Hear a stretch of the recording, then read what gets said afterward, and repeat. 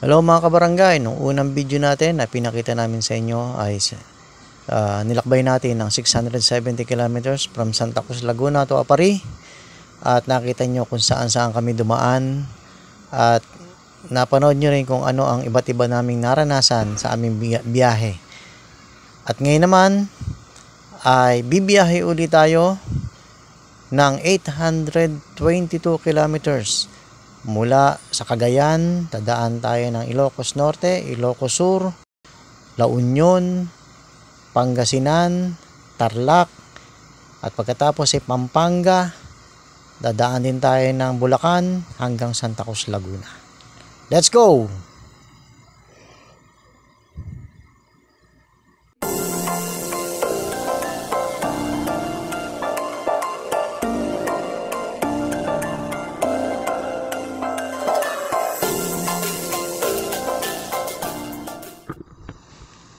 Bale dito tayo mag-uumpisa ng ating pinakapaglalakbay natin sa Magapit Bridge, kung saan ito yung pinakadaan talaga pagka narito ka sa Cagayan at tutungo ka sa Ilocos Region. So tuloy-tuloy na po tayo, alas 5 ng umaga ngayon. So tingnan natin kung hanggang saan tayo makakarating sa haba ng gagawin natin biyahe, mas mahaba sa ginawa nating Santa Cruz, Laguna to Apari. Napakahaba po ng tulay nito sapagkat Cagayan River po ang tinatawid natin dito.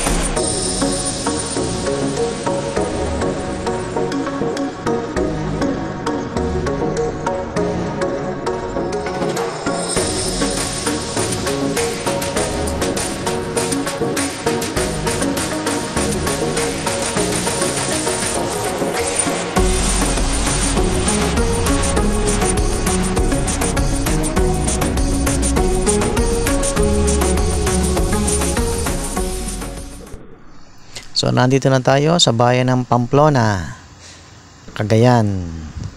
Ito naman ang Sanchez Mira. So napakaganda rito mga kabs. Isipin mo yan, meron pala kami rito ang bayan. I love Sanchez Mira. So ito naman ang Claveria. So kung makikita nyo talaga itong lugar na ito, ma-appreciate nyo talaga kapag kayo ang nandito kung gaano kaganda itong lugar na to. Sige po, tuloy-tuloy lang tayo. Yun oh, ganda nitong spot na to oh. Wow, yan ang West Philippine Sea. Ganda oh.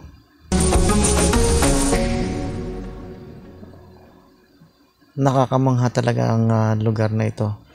Yung mga tanawin dito, grabe. So tuloy-tuloy pa tayo ng biyahe at malapit na tayo sa boundary. So ito na, papasok na tayo sa Ilocos Norte. Ito yung pinakasikat na patapat bridge.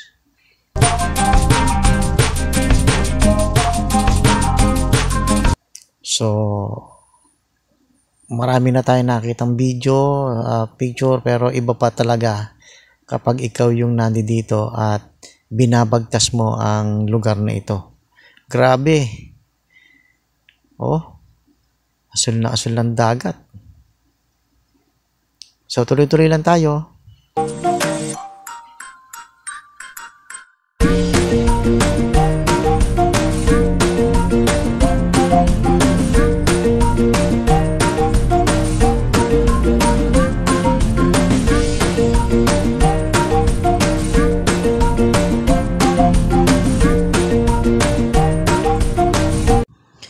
Kapag nandito ka, hindi mo iisipin kung gaano ka pa kalayo sa inyo. Kasi sa ganda talaga ng mga tanawin na makikita mo rito. Iba talaga, makakalimutan mong napakalayo pa ng lalakbayan bago makauwi. So, wala naman tayo magagawa. Tuloy-tuloy lang tayo at sinubukan naman natin dito dumaan para naman maiba. At maranasan natin ano ba ang magiging experience natin kapag dito tayo dumaan. Pero sabi nga, nasa 200 kilometers daw ang madadagdag sa una nating biyahe, Santa Cruz to Apari. So, kung 670 yung plus 200, 800 plus yun. So, tuloy lang tayo.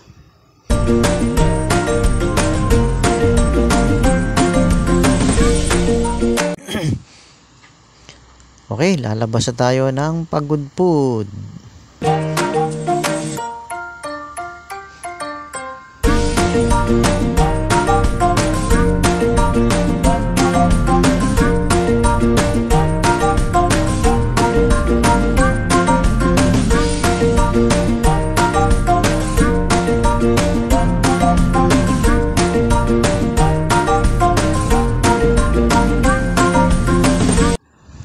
Lampas na tayo ng Lawag City.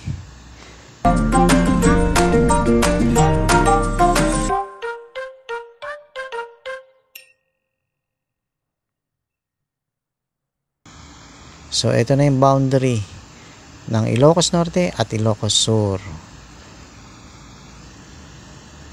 So, binabagtas na natin ang probinsya ng Ilocos Sur.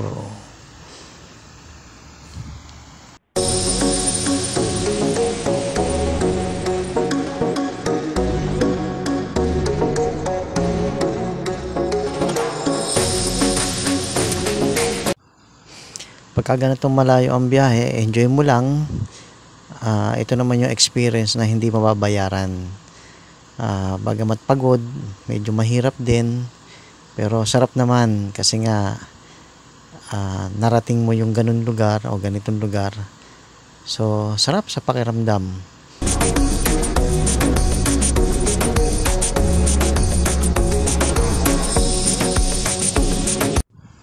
So, obvious naman, yun ang papuntang Bigan. Nung una, plano namin pumunta sa saglit, pero nagbago at ang naging isip na namin ay umuwi na ng Santa Cruz. So, tuloy-tuloy na tayo.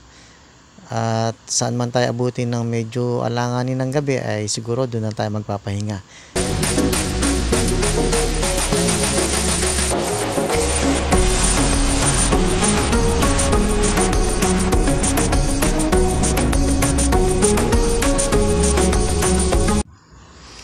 So, yung mga bundok na yan na nakikita natin kanina pa, yan ang mga lalampasan natin.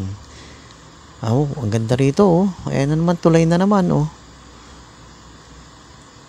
Wow. Grabe, oh. Ayan na. So, tatawid ulit tayo. Oh, kita mo nga naman, no. Iba talaga pag nandito ka. Suwabe. Sarap mag-rides.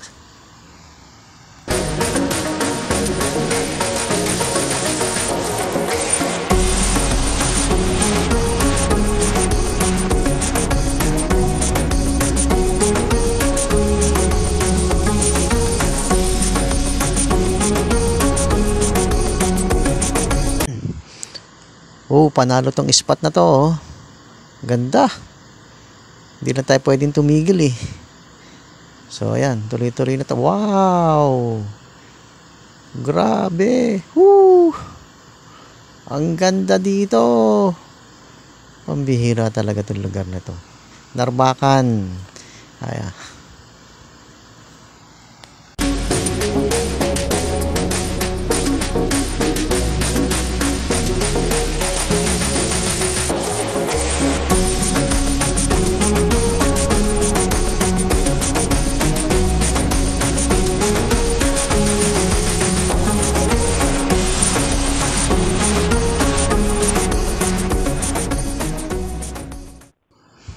Alam nyo, napakahaba nitong dalawang Ilocos na to.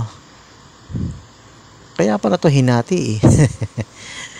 Ayan, ginabi na tayo. Ito na ang boundary ng Ilocos Sur at ng La Union. So, gaya ng banggit ko kanina, kung saan tayo abutin ng medyo, sabi nga ay pagod na rin at medyo alanganin ng siguro ding oras, ay doon na tayo magpapahinga. So, nandito na tayo sa San Juan, La Union. Pahinga muna tayo at tulog na muna.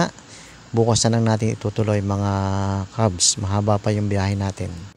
So ayun na nga, good morning sa inyo. Tuloy ulit tayo sa biyahe. Alas 6 ng umaga. Umalis tayo ng San Juan, La Union. So anumang oras darating tayo sa Laguna, ay tuloy-tuloy lang kahit anong oras, no? So dadaanan pa natin ay syempre ang La Union, Pangasinan. Pagkatapos ay Tarlac.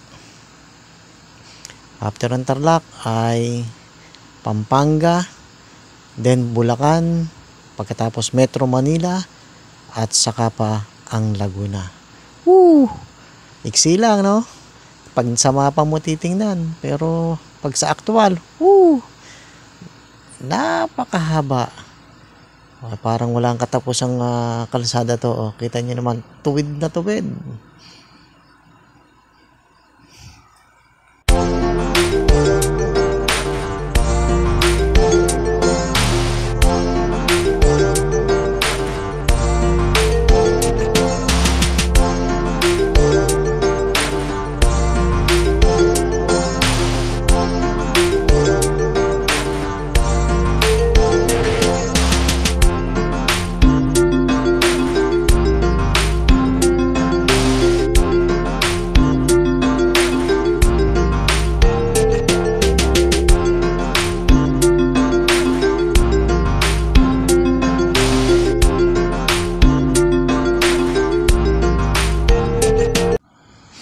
So, nandito na tayo sa Tarlac. Pahinga lang ng konti. Kain lang tayo ng banana Q. So, alis na rin agad. Tuloy-tuloy lang tayo.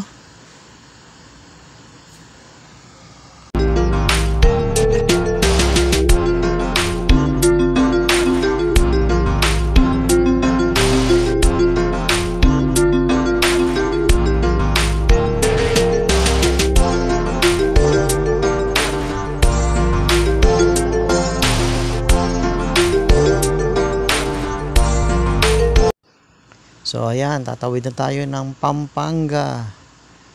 Woo! Layo pa. Samahan nyo pa rin kami mga Cubs hanggang sa dulo ng aming biyaheng ito.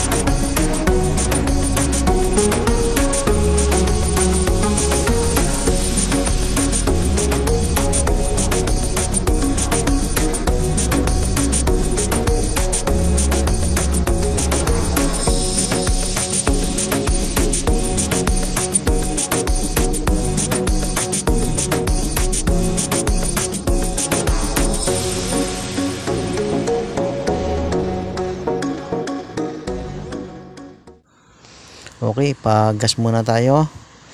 Medyo na. Ayan, tuloy-tuloy lang. Uy, kumakaway. Hello sa inyo mga kabarangay. So, ito na. Malapit na tayo sa boundary. Ayan, lampas na tayo sa Pampanga. Dito na po tayo sa Bulacan.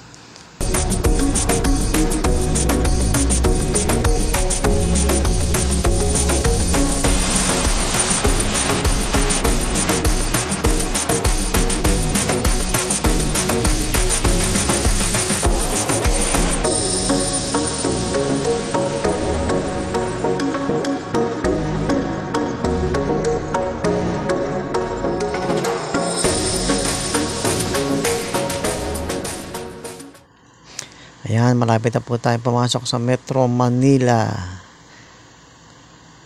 Konti na lang. At papasok na yan. Nandito na po tayo sa May Valenzuela. So tuloy-tuloy lang tayo. At konting-konti na lang mga kabarangay. At makakauwi na tayo ng Laguna.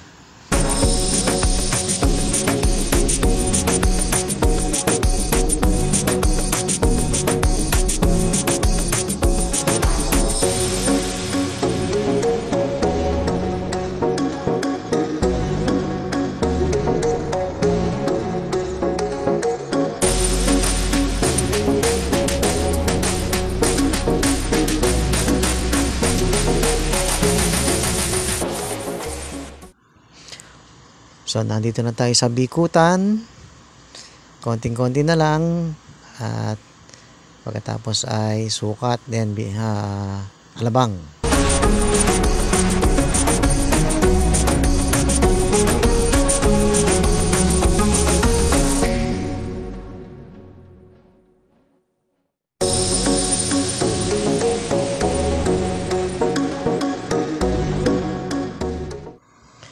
So, eto na nga, sa Laguna na tayo. So, kahit anong oras na tayo abutin ng biyahe. So, pero, bili muna tayo ng pagkain. Nagugutom na si Chairman. Okay, tuloy-tuloy na tayo. Nandito na tayo sa Calamba. Ang bilis, ano? So, ayan. Lampas na tayo ng SM. So, malapit na. Tuloy lang.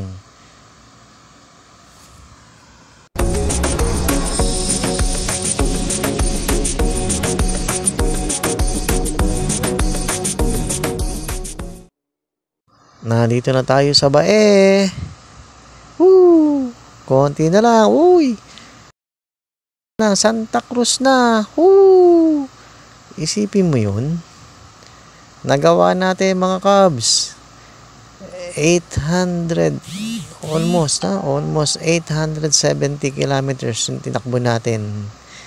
Pambihira. Grabe yung ating naranasan. Hagad na kami. Parang kung saan na kami hinugot. So, ayan na. Malapit na kami sa aming bahay. Salamat po sa inyo mga Cubs sa ginawa po ninyong pagsubaybay at pagsama sa aming ginawang biyahe mula Cagayan hanggang Santa Cruz, Laguna. Salamat po.